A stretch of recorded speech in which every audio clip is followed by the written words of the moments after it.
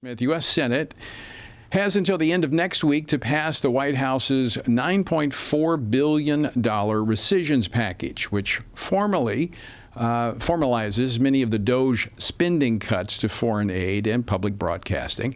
And according to reports, some Republicans are trying to restore some of the reductions to the woke foreign aid, buying into talking points from those claiming that cuts to global HIV/AIDS funding will kill millions. But what's the real issue here? Well, here to shed some light on this is Arielle Del Turco, the director of the Center for Religious Liberty at the Family Research Council, and Mark Tapscott, senior congressional analyst here at the Washington Stand. Arielle, Mark, welcome back to Washington Watch. Good to be with you. All right, let's start with the history behind the President's Emergency Plan for AIDS Relief, or PEPFAR. I touched on this earlier with Congressman Smith. Some would think, well, it's an emergency. I guess it just came about. No, it's been around for about a quarter of a century. Yes, indeed. Since 2003. You may recall there was a tremendous epidemic throughout the middle of Africa, HIV and AIDS. There were great drugs that were widely available here, but too expensive in Africa. So we put forth a big program, PEPFAR, to make those drugs available. It was very effective. We've spent $125 billion on it since then. 2017, the first Trump administration said, you can't spend those monies on abortions.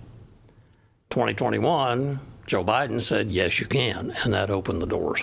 Well, going all the way back to the beginning, as we were talking with Congressman Chris Smith earlier, I remember those debates Yes. because I was here. And there was, yeah, so I've been around a while. That's what happens. You know, that's the problem. Some people don't realize there are people actually know what happened back then when they had these debates. Abstinence only. So it was, It was to promote family. It was not to facilitate behavior that was conducive to spreading AIDS. Exactly. But it has been hijacked. And so, Arielle, what are the issues now? I mean, you've been tracking this. You actually wrote a report on this a couple of years ago under the Biden administration on how this has been hijacked by the left to advance a host of leftist agenda items. Yeah, and it's just so sad because we heard about the origins and the AIDS crisis that was happening. But as the funds grew for PEPFAR, it really became a bit of a cash cow for some of these leftist projects. And as we were funding these huge NGOs, many of these NGOs started to promote abortion overseas. They would promote LGBT programming. Some of this was actually instructed by the Biden administration. He was specifically asking for this type of programming. And some of it just goes under the radar because we're looking at a massive program and it's hard to keep track of absolutely everything. So we need to be putting clear guardrails on it. And when we can, we need to be defunding the programs that are specifically woke, which I think these rescissions try to do. Okay, so let's be very clear so our listeners understand, because folks, I'm going to ask you to take some action steps here in just a moment. But the rescissions, the cuts, does not eliminate the program. No, not at all. And I want to be very clear with our listeners on this, Tony. So this would cut $400 million from a certain part of the PEPFAR program. However, it would leave available $10 billion with a B dollars still available for PEPFAR. So all of the good things that PEPFAR does, like life-saving treatments, providing life-saving drugs for free to very needy countries, that would still be occurring even under these rescissions. I mean, I think America should help, and I'm all for emergency help, but a quarter of a century is not an emergency. That sounds like a government program here in Washington, D.C. My conversations with the administration is that they want to kind of, in fact, as the president was meeting with African leaders this week, trade, not aid. I think we want to wean these countries off of this dependency upon foreign aid. You know, Mark, one of the things that we've heard is that, well, if the U.S. pulls out, China's going in. China's already there. Their Belt and Roads Initiative is already there. This is not going to affect how they view China or the United States. China's Belt and Road Initiative has focused very specifically on Africa. One of the leaders of, or the most the largest recipient, most active participant with China is South Africa. PEPFAR has spent millions and millions in South Africa. So that's just one of the many myths that the other side puts out there. All right, so very surgical reduction of the portion of the program that has been used to advance anti-family, anti-life elements of the program, correct? Right, and these are exactly the rescissions that the White House requested to Congress that certain rescissions be made to PEPFAR, and they specifically requested that some of these categories that often include abortion be removed, the categories that would include LGBT advocacy of different kinds be removed, and just generally un-American programs. And I think we would support cutting all of that, and I think most Americans would, and the too. House did. The House approved it. Yes. But the Senate wants to put it back in. Yeah.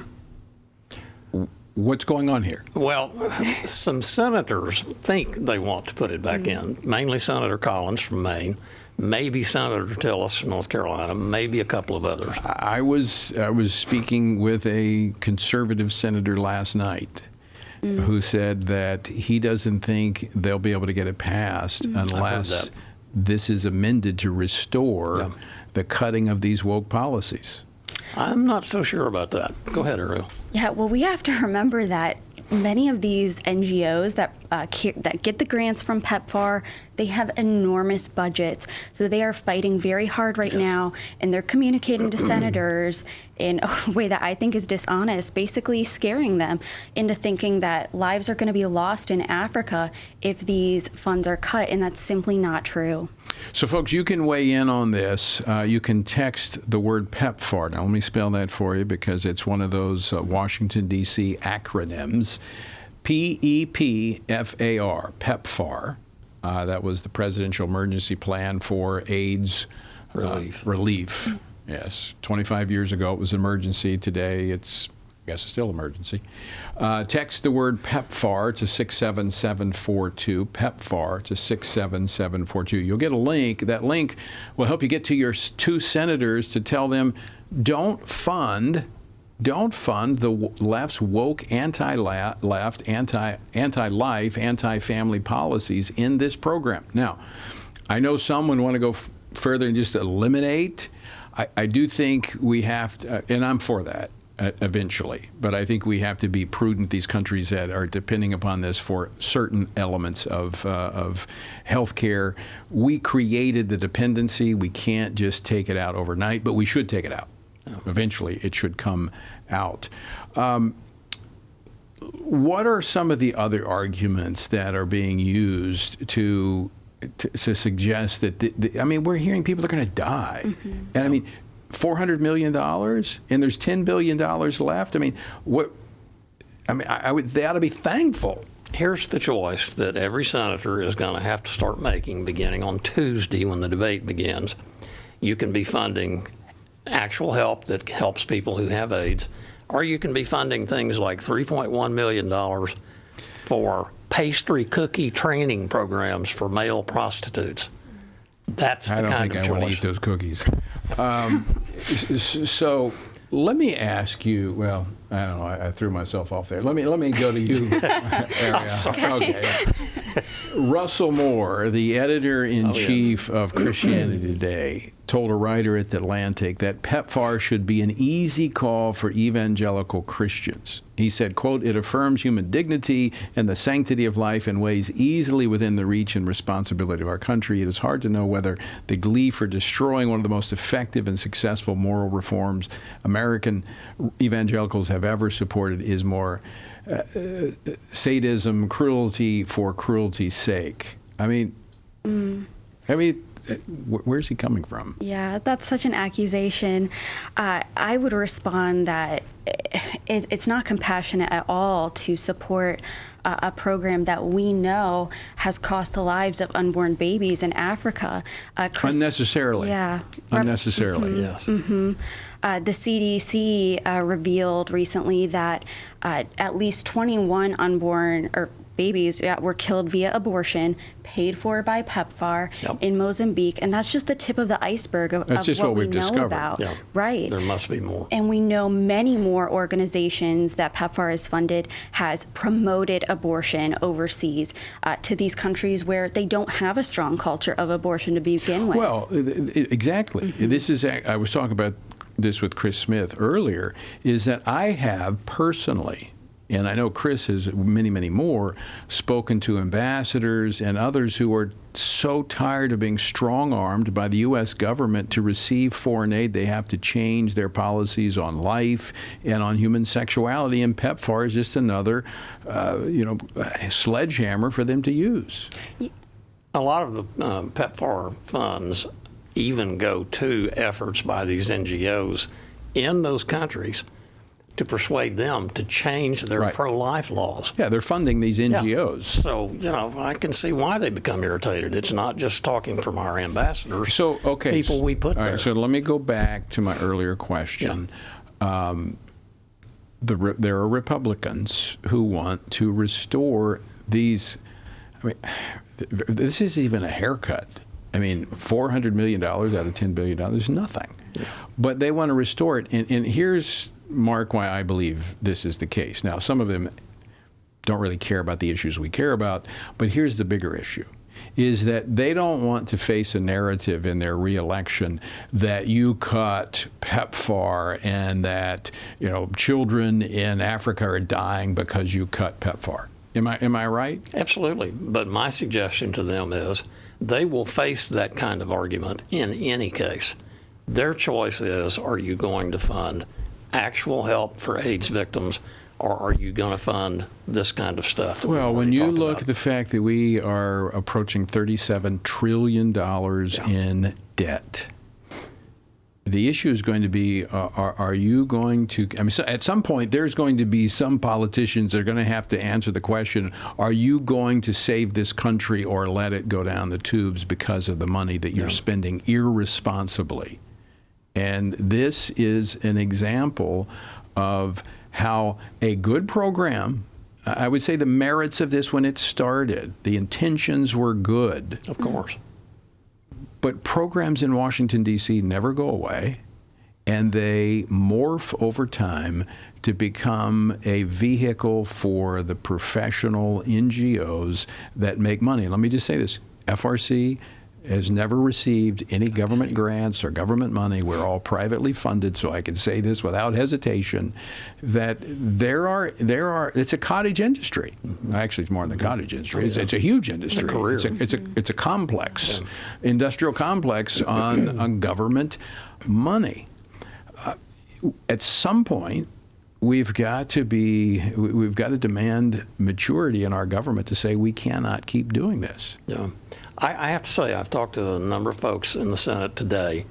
I'm somewhat optimistic. I think there's going to be more of an effort focused on defunding or restoring the defunding of NPR and PBS. I had the conversation. I've had conversations with members about that because there are, and I wouldn't say I sympathize with this. I can identify with it because the former head of public broadcasting in my home state of Louisiana was a friend. I mean, her husband was one of my best friends.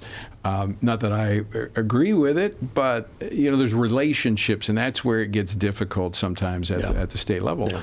But again, it's just we can't afford to keep doing these things. Choices have to be made. Yeah. Final thoughts, Arielle. Yeah, well, I would just say about the life-saving care line that people also said this when Secretary of State Rubio enacted a foreign aid pause earlier this year, and we did not hear any reports from Africa that thousands of people had died, like they said would happen.